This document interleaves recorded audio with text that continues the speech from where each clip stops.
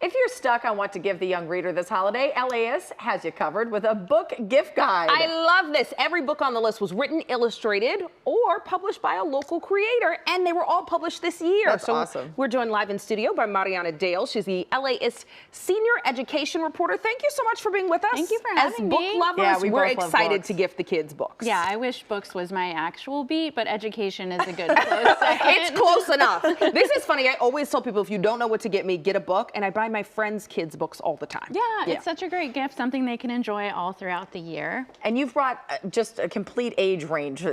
We've got a little bit of something for everyone, and I love how colorful some of the little kid books they're are. great. Yeah, one that I really liked that I just thought was a delight was The Fib.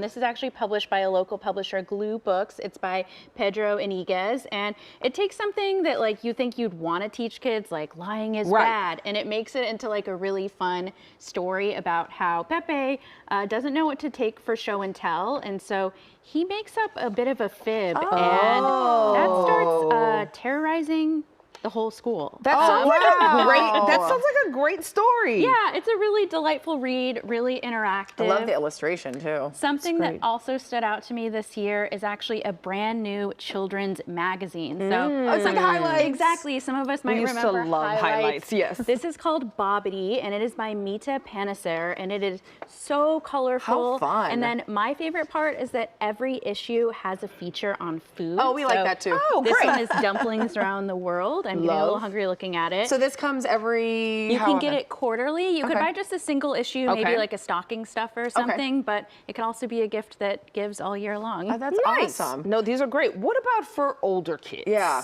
Because I think it's easy to pick like cute visual. You can flip through it, make sure it's okay.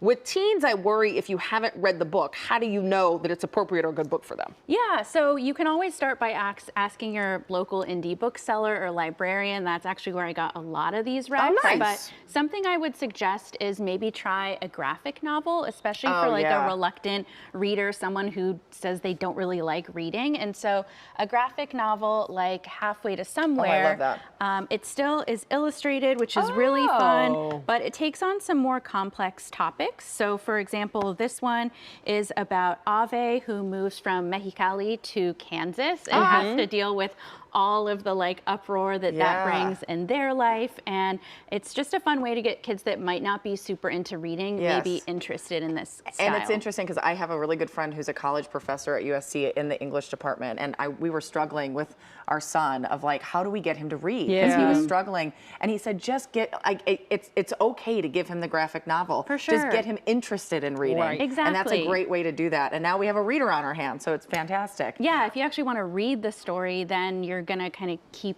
going rather than getting like frustrated and giving up. And what I love about this is it's not like an anime, it's an actual like local story. Yeah, substantive story. You know, in education, we talk a lot about books being windows and mirrors. Yes. So mirrors so you can see yourself in the book, or a window where you can maybe explore a different walk of life. Very cool. All right, what do we have on the end there? Yeah, these are cute. Oh yeah, Dan in Green Gables is another graphic novel. This is for a bit of an older reader, so the title might sound familiar. It does, yes. It is, it's a reimagining of Anne in Green Gables, and Ray Terciero, the pen name for Rex Ogle, he kind of takes that story about a girl that has to move to the countryside and kind of updates it. So instead, we've got Dan, who is a queer teen who moves in with his grandmother in Nashville. He loves Dolly Parton. And it's just a super sweet story, and I really, really love that one. I stayed up way too late reading it. Well, what I love about these two is we talk about in Chips for Kids, gifts for teens. These are